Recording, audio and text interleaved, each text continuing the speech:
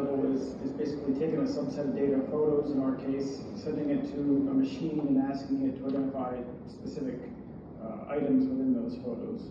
And before I get into the use case, I think it's relevant to talk about the technology that we're using here. I think on AWS's side, we're using Rekognition, which is the machine learning service from AWS that's really good with videos and photos.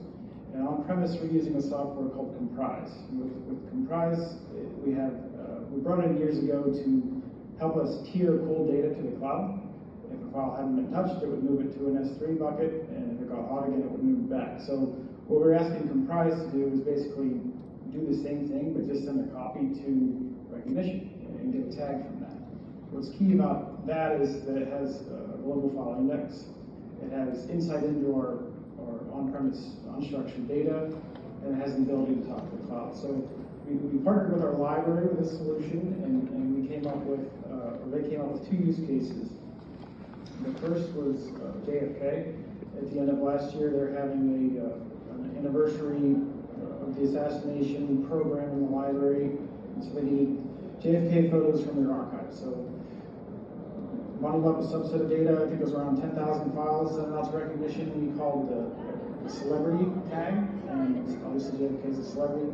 39 minutes, there was 27 photos tagged with JFK, so not really humanly possible there to go through 10,000 files. That was a step in the right direction. The next one was a little bit of a challenge, but it was using a custom model, because last summer our archivist had spent half of this summer going through thousands of images trying to find a building on campus.